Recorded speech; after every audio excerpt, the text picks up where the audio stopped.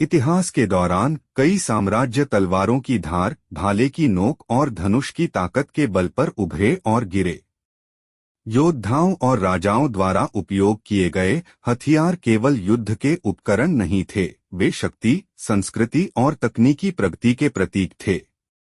तलवारें हमेशा प्राचीन साम्राज्यों के शस्त्रागार में विशेष स्थान रखती थीं। यूरोपीय शूरवीरों के बीच मध्यकालीन लंबी तलवार, जिसकी दोधारी धार थी, बेहद पसंद की जाती थी। वहीं जापानी काताना अपनी तीक्ष्णता और काटने की क्षमता के लिए जानी जाती थी और समुराई की आत्मा मानी जाती थी। रोम का ग्लेडियस, छोटा लेकिन घातक, रोमन साम्राज्य के विस्तार में महत्वपूर्ण भूमिका निभाता था। ये तलवारें केवल हथियार नहीं थीं, वे योद्धा के सम्मान, कौशल और आत्मा का विस्तार थीं।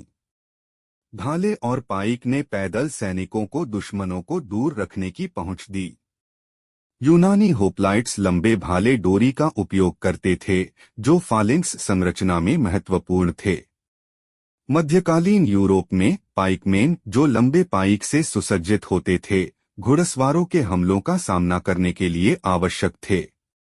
इन हथियारों की सादगी और प्रभावशीलता ने उन्हें कई प्राचीन सेनाओं में एक प्रधान बना दिया, जिससे पैदल सैनिक भी सबसे ताकतवर घुड़सवार सेना को चुनौती दे सकते थे।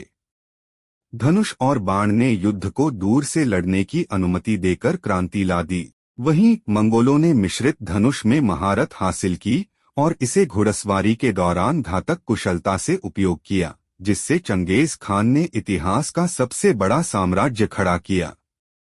जब युद्ध किलेबंदी वाले किलों और शहर की दीवारों के खिलाफ लड़े जाते थे, तो कच्ची ताकत आवश्यक थी। घेरे के हथियार जैसे कि ट्रेबुशेट और बैटरिंग राम सबसे मजबूत रक्षा को तोड़ने के लिए डिजाइन किए गए थे। ट्रेबुशेट मध्यकालीन इंजीनियरिंग का चमत्कार था, जो बड़े पत्थरों को बड़ी दूरी तक फेंक सकता था, जबकि बैटरिंग राम का उपयोग द्वारों और दीवारों को तोड़ने के लिए किया जाता था। ये हथियार उस प्रश्न का उत्तर थे, अजय को कैसे जीता जाए। कुल्हाड़ी और गदा विनाशकारी प्रहार देने के लिए पसंदीदा हथियार थे। वाइकिंग युद्ध कुल्हाड़ी न केवल एक उपकरण थी, बल्कि एक घातक हथियार भी, जो कवच के माध्यम से काट सकता था। गदा, जिसे शूरवीरों द्वारा पसंद किया जाता था, कुचलने के लिए डिजाइन की गई थी, न कि काटने के लिए, जो इसे कवचधारी विरोधियों के खिलाफ प्रभावी बनाती थी। ये हथियार शुद्ध अडिग शक्ति का प्रतीक थे, जो हर प्रहार के साथ अधिकतम नुकसान पहुंचाने के लिए डिजाइन किए गए थे। ढालें रक्षा के लिए आवश्यक थीं, जबकि तलवारें, भाले और कुल्हाड़ियां आक्रमण के लिए महत्वपूर्ण थे। ढालें युद्ध रणनीति की रीढ़ थीं, जो योद्धाओं को आगे बढ़ने, सुरक्षा करने और जीवित रहने की अनुमति देती थीं। तलवार की धार से लेकर शुरुआती आग्नेयास्त्रों की विस्फोटक शक्ति तक प्राचीन साम्राज्यों के हथियार उतने ही विविध थे, जितनी उन संस्कृतियों द्वारा निर्मित किए गए थे।